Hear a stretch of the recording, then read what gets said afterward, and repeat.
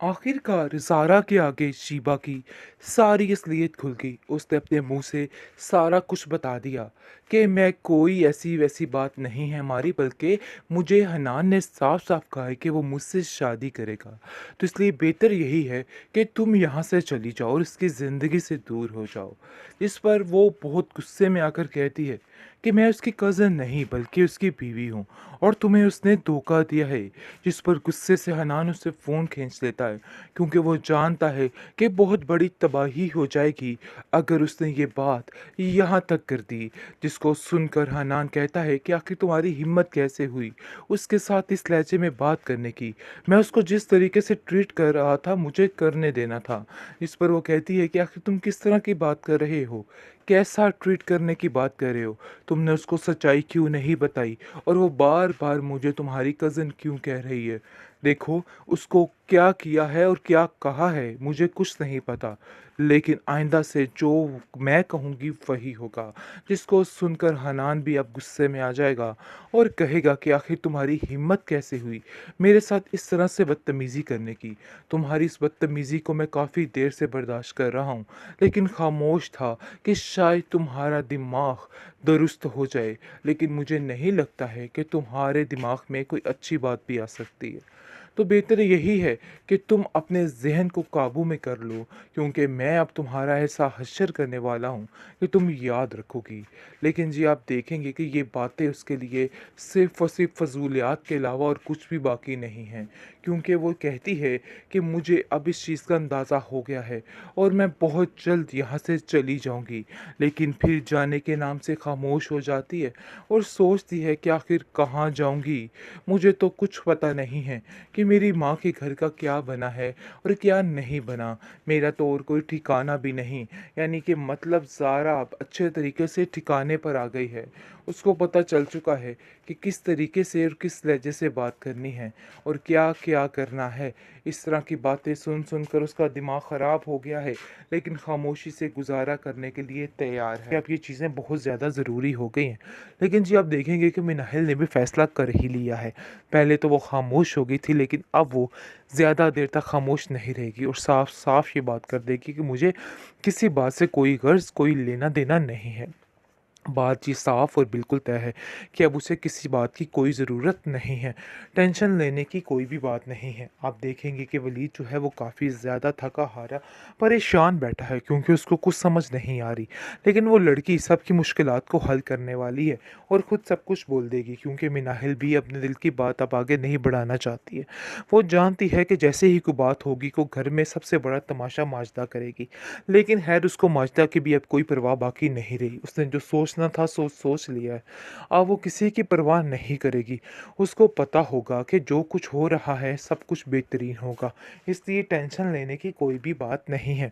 आप देखेंगे जी माजदा जो है इस कदर परेशान है कि आखिर मेरी बेटी के साथ हो क्या गया, क्योंकि जैसे ही वो उससे कॉन्टैक्ट करने की कोशिश करती है तो उससे रास्ता जो है, उससे जो बातचीत है वो बिल्कुल ख़त्म हो जाती है। उसको कुछ समझ नहीं आती और वो कहती है कि देखो ये तुम्हारी मिनाहिल वजह से हुआ है। तुमने जहाँ पे जाती हो अपने ही तमाशे खड़े करके आ जाती हो।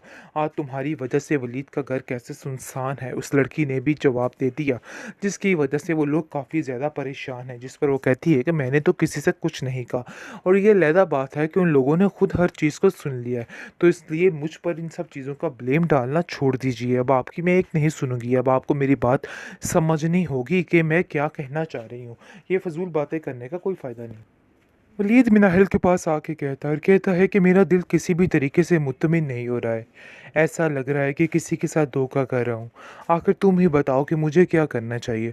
जिसको सुनकर मिनाहिल कहती है कि आपको अपने दिल को कंट्रोल करना चाहिए, क्योंकि यही एक वाहिद रास्ता है और आपको अपनी माँ की बात को मानना चाहिए। उनकी बात को कतई नहीं टालना चाहिए। लेकिन आप देखेंगे कि उसकी माँ भी काफ़ी ज़्यादा हैरान है कि आखिर ये सब कुछ क्या हो गया, वलीद कैसे मान गया। लेकिन वलीद का दिल अभी भी इस चीज़ के लिए गवाही नहीं दे रहा, दिया जिस लड़की के साथ वलीद की मंगनी करने की कोशिश की जा रही है, वो लड़की सारी दास्तान सुन लेगी और काफ़ी ज़्यादा हैरान होगी क्योंकि उसको तो अंदाज़ा ही नहीं था कि आखिर ये सब कुछ क्या हो रहा है। वलीद की माँ कहती है कि देखो बेटा, अगर अभी भी तुम्हारे दिल में ऐसा कुछ है तो मुझे ज़रूर बताना। मुझे खुद को समझ नहीं आ रही कि आखिर क्या मामला होगा और क्या नहीं होगा। लेकिन जी आप देखेंगे कि एक ही बात वलीद कह रहा है कि मैं आपकी मर्ज़ी के बगैर कुछ भी नहीं कर सकता। आप जो कहेंगी, जैसा कहेंगी वैसा ही होने वाला है। लेकिन क्या हो सकता है, क्योंकि सारे मिनाहिल के ख्वाब फिर से चकनाचूर हो गए। और लेकिन सबसे अच्छी बात ये हुई है कि जो उस लड़की ने खुद अपने कानों से सारी असलियत को सुन लिया है। और ये एक फ़ायदा ये हो गया है कि अब वो खुद इस चीज़ के लिए हामी नहीं भरेगी और साफ साफ कह देगी कि आंटी आप बहुत ज़्यादा नाइंसाफ़ी कर रही हैं, आपको ऐसा नहीं करना चाहिए। बल्कि वलीद की जहाँ पे मर्ज़ी और रज़ा शामिल है, आपको वहीं पे उसकी बात कर देनी चाहिए। ये बात बिल्कुल नाकाबिले बर्दाश्त है और बिल्कुल गलत है। जिसको सुनकर वो कहती है मिनाहिल से कि मिनाहिल, तुम मुझे एक बात बताओ कि आखिर तुम्हारा क्या दिल है? मैं तुम्हारी मर्ज़ी के बगैर तो कुछ भी नहीं कर सकती। जिस पर मिनाहिल कहती है कि आंटी, वो आपकी खुशी के ज़्यादा बढ़ के मेरे लिए और कुछ भी नहीं है। तो इसलिए बेहतर यही है कि जैसा आप कहेंगी वैसा ही होगा। तो इन बातों से परेशान होने की कोई ज़रूरत नहीं है। जिसको सुनकर साफ साफ कह देती है उसकी माँ कि नहीं, मैं तुम्हारी खुशी भी जानना चाहती हूँ, क्योंकि मैं जानती हूँ कि तुम अपने घर में किस तरीके से रह रही हो और तुम्हारे साथ क्या क्या सलूक किया जा रहा है। मैं कतई ये बात बर्दाश्त नहीं करूँगी। मैंने तुम्हें अपनी बेटी माना है। दूसरी तरफ माजदा जो है वो साफ साफ कहती है कि देखो, तुम्हारी हरकतें मिनाहिल मैं बड़े अच्छे तरीके से समझ रही हूँ कि तुम इधर क्या करना चाह रही हो।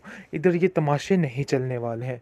छोड़ दो इन हरकतों को। जो तुम्हारे दिल में चल रहा है ना, उसको तुम्हें निकालना ही होगा, क्योंकि मुझे लगता है कि अब ये चीज़ें बहुत ज़्यादा ज़रूरी हो गई हैं। लेकिन जी आप देखेंगे कि मिनाहिल ने भी फ़ैसला कर ही लिया है। पहले तो वो खामोश हो गई थी, लेकिन अब वो ज़्यादा देर तक खामोश नहीं रहेगी और साफ साफ ये बात कर देगी कि मुझे किसी बात से कोई गर्ज़, कोई लेना देना नहीं है। बात ये साफ और बिल्कुल तय है कि अब उसे किसी बात की कोई ज़रूरत नहीं है। टेंशन लेने की कोई भी बात नहीं है। आप देखेंगे कि वलीद जो है वो काफ़ी ज़्यादा थका-हारा, परेशान बैठा है क्योंकि उसको कुछ समझ नहीं आ रही। लेकिन वो लड़की सबकी मुश्किलात को हल करने वाली है और ख़ुद सब कुछ बोल देगी, क्योंकि मिनाहिल भी अपने दिल की बात अब आगे नहीं बढ़ाना चाहती है। वो जानती है कि जैसे ही कोई बात होगी, को घर में सबसे बड़ा तमाशा माजदा करेगी। लेकिन ख़ैर, उसको माजदा की भी अब कोई परवाह बाकी नहीं रही। उसने जो सोचना था सोच लिया है। अब वो किसी की परवाह नहीं करेगी। उसको पता होगा कि जो कुछ हो रहा है सब कुछ बेहतरीन होगा, इसलिए टेंशन लेने की कोई भी बात नहीं है। आप देखेंगे जी माजदा जो है इस कदर परेशान है कि आखिर मेरी बेटी के साथ हो क्या गया, क्योंकि जैसे ही वो उसे कॉन्टैक्ट करने की कोशिश करती है तो उससे रास्ता जो है, उससे जो बातचीत है वो बिल्कुल ख़त्म हो जाती है। उसको कुछ समझ नहीं आती और वो कहती है कि देखो, ये तुम्हारी मिनाहिल वजह से हुआ है। तुमने जहाँ पे जाती हो अपने ही तमाशे खड़े करके आ जाती हो। आज तुम्हारी वजह से वलीद का घर कैसे सुनसान है, उस लड़की ने भी जवाब दे दिया, जिसकी वजह से वो लोग काफ़ी ज़्यादा परेशान हैं। जिस पर वो कहती है कि मैंने तो किसी से कुछ नहीं कहा और ये अलहदा बात है कि उन लोगों ने खुद हर चीज़ को सुन लिया है।